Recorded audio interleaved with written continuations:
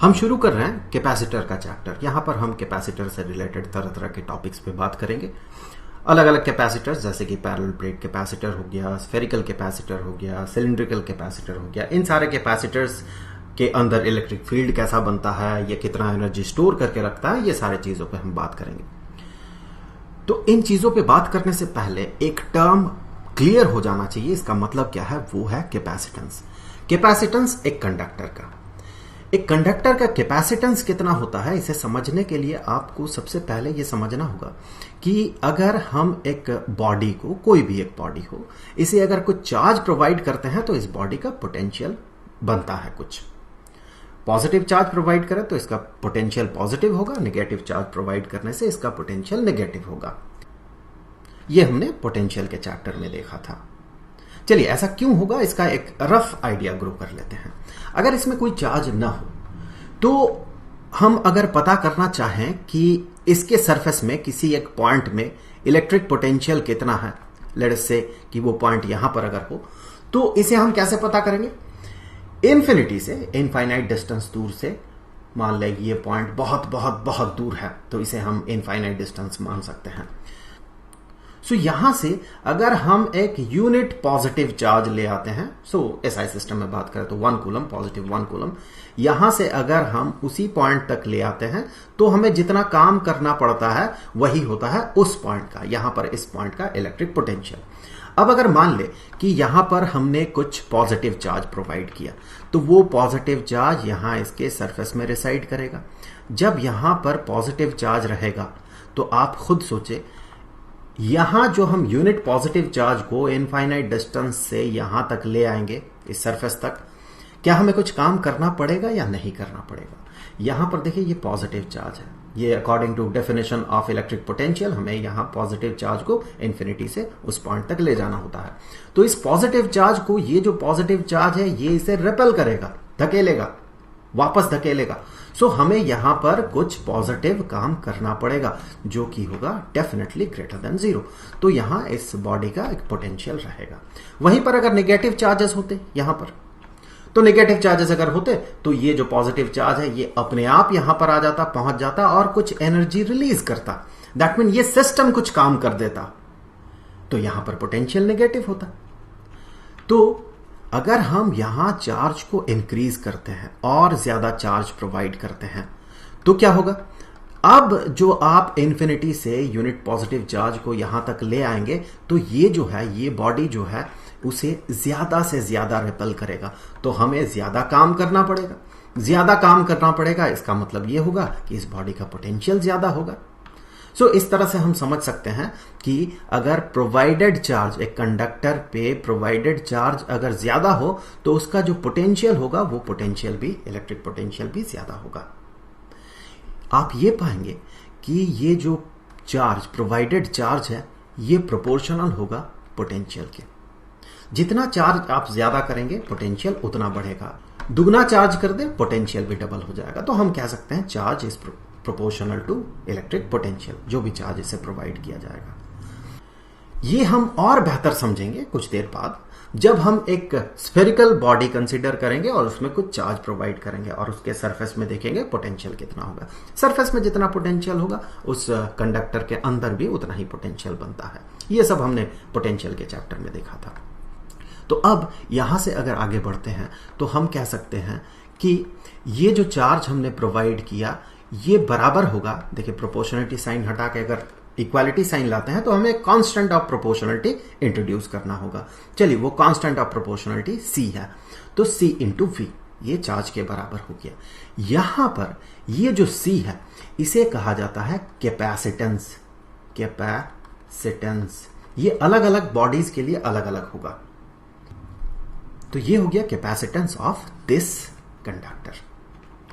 तो अगर हम C को यहां से डिफाइन करें कैपेसिटेंस को, तो हम यहां से आगे कह सकते हैं कि जो कैपेसिटेंस है, ये कैपेसिटेंस ये बराबर हो जाएगा प्रोवाइडेड चार्ज डिवाइडेड बाय जितना उसका पोटेंशियल है। तो अब यहां से हम कैपेसिटेंस को डिफाइन कर सकते हैं। इसे कुछ इस तरह से डिफाइन किया जाता है कि ये रेशियो है। किसका किसका रेशियो है?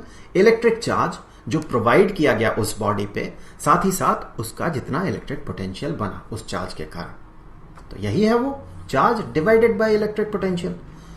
इसे दूसरे शब्दों में अगर आप कहते हैं तो आप ऐसे भी कह सकते हैं, इसी को हम क्या कह सकते हैं, चार्ज पर यूनिट पोटेंशियल, या फिर कहें चार्ज कितना एक्स्ट्रा हमें देना होगा एक यूनिट पोटेंशियल बढ़ाने के लिए। तो कैपेसिटेंस ऑफ ए कंडक्टर, इसे हम ऐसे भी कह सकते हैं, जितना एक्स्ट्रा चार्ज जरूरत होगा इसका पोटेंशियल को एक यूनिट बढ़ाने के लिए। तो इस तरह से हम कैपेसिटेंस को डिफाइन करते हैं। अब अगर मान ले एक स्फेरिकल कंडक्टर हो, स्फेरिकल कंडक्टर कुछ ऐसा, तो फिर इसका कैपेसिटेंस कितना होगा ये चलिए पता लगा लेते हैं। और ये कैसा स्फेयर है, इसका डायमेंशन, दैट मीन यहां पर हम कहेंगे इसका जो रेडियस है, ये रेडियस जो है ये r है। और हमने यहां पर प्रोवाइड किया कुछ चार्ज, हमने प्रोवाइड कर दिया मान ले q अमाउंट ऑफ चार्ज, तो वही चार्ज इसके सरफेस में डिस्ट्रीब्यूटेड हो जाएगा। चलिए पॉजिटिव q चार्ज हमने प्रोवाइड किया, जो चार्ज इसके सरफेस में रिसाइड करेगा। अब अगर आप देखें कि इसके सरफेस में पोटेंशियल कितना होगा, इलेक्ट्रिक पोटेंशियल, तो इसके सरफेस में एक पॉइंट, ये यहां पर इसका जो पोटेंशियल होगा, ये पोटेंशियल ये बराबर होगा 1/4 पाई एप्सिलॉन नॉट इनटू जो चार्ज इसे प्रोवाइड किया गया डिवाइडेड बाय जितना इसका रेडियस है। दैट मीन वो पॉइंट इस बॉडी के, इस स्फेरिकल बॉडी के सेंटर से जितना दूर है। कितना दूर है, r डिस्टेंस दूर है, यहां से यहां तक का डिस्टेंस r होगा। इसे आप मैथमेटिकली प्रूव कर सकते हैं। वैसे यहां पर सिंपली अगर देखें तो अगर कोई पॉइंट इस बॉडी के बाहर अगर हो, इस बॉडी के बाहर, और बॉडी अगर स्फेरिकल हो इस तरह का, या फिर उसके सरफेस में हो, यहां पर देखिए ये अंदर हो जाएगा बॉडी के, इन पॉइंट्स की बात नहीं कर रहे हैं हम, बाहर की बात कर रहे हैं, तो फिर ये सारे चार्जेस ऐसे बिहेव करते हैं मानो कि वो सारे चार्जेस इसके सेंटर में रिसाइड कर रहा हो। तो अगर पूरा क्यू चार्ज इसके सेंटर में रिसाइड कर रहा हो, ऐसा बिहेव करता है, मैं आपको फिर से बता दे रहा हूं, ऐसा बिहेव करता है, तो पूरा चार्ज अगर इसके सेंटर में रिसाइड करेगा, बिल्कुल इसके सेंटर में, इस पॉइंट में, तो आप देखें क्यू चार्ज से यहां का इस पॉइंट का डिस्टेंस जो होगा ये r होगा। तो ऑब्वियस सी बात है, यहां पर जो पोटेंशियल बनेगा, हमने पोटेंशियल के चैप्टर में देखा था, उसका फॉर्मूला जो बनेगा वो कुछ ऐसा होगा। तो अब यहां से आगे हम ये देखेंगे कि इस स्फेरिकल जो कंडक्टर है इसका कैपेसिटेंस कितना होगा। तो जैसे कि हमने देखा, हमने चार्ज प्रोवाइड किया Q, उसके कारण पोटेंशियल इतना बना, तो इसका जो कैपेसिटेंस होगा वो अगर इस फॉर्मूला से देखें तो वो कुछ इतना होगा, capacitance is equal to provided charge divided by इसका जो पोटेंशियल है, ये पोटेंशियल कितना है 1/4 pi epsilon naught into provided charge divided by r। यहां से ये q और q न्यूमरेटर डिनोमिनेटर से कैंसिल हो जाएगा, और डिनोमिनेटर का जो डिनोमिनेटर है वो न्यूमरेटर में चला जाएगा। तो यहां से आगे हम कह सकते हैं कि ये बराबर हो जाएगा 4 पाई एप्सिलॉन नॉट इनटू r के। इसका मतलब एक स्फेरिकल कंडक्टर का जो कैपेसिटेंस होगा वो डिपेंड करेगा उसके रेडियस पे, वो जिस मटेरियल से बना हुआ है उस पे वो डिपेंड नहीं करेगा, और वो इसके साथ डायरेक्टली प्रोपोर्शनल होगा। आप रेडियस को डबल कर दे, दैट मीन दुगना रेडियस वाला, डबल रेडियस वाला आप एक स्फेरिकल कंडक्टर कंसीडर करें, उसे ले, तो उसका कैपेसिटेंस भी डबल हो जाएगा। यहां इस फॉर्मूले से आप एक बात समझ सकते थे कि ये जो प्रोवाइडेड चार्ज है ये पोटेंशियल के साथ प्रोपोर्शनल क्यों होता है। इस इक्वेशन से ये क्लियर है। आप ध्यान से देखें, एक कंडक्टर के लिए ये जो टर्म है ये कांस्टेंट हो जाएगा, किसी भी कंडक्टर के लिए, स्फेरिकल कंडक्टर के लिए। तो फिर आप देखें Q को डबल करें तो V डबल हो जाएगा, that mean Q is proportional to V। यहां पर याद रखने वाली कुछ चीजें हैं, जैसे कि ये जो कैपेसिटेंस है, कैपेसिटेंस ये एक स्केलर क्वांटिटी है, ये एक स्केलर क्वांटिटी है, और इसका अगर यूनिट देखें तो SI सिस्टम में अगर बात करें तो इसके यूनिट अगर यहां से हम देखते हैं तो इसका यूनिट क्या होना चाहिए, Q का यूनिट, दैट मीन चार्ज का यूनिट डिवाइडेड बाय पोटेंशियल का यूनिट। तो इसका SI यूनिट जो होगा वो होगा coulomb, coulomb for unit of charge divided bye जो पोटेंशियल का यूनिट है जो कि है वोल्ट। तो ये हो गया इसका एसआई यूनिट। इसी को हम एक दूसरे नाम से जानते हैं जो कि है फेराड।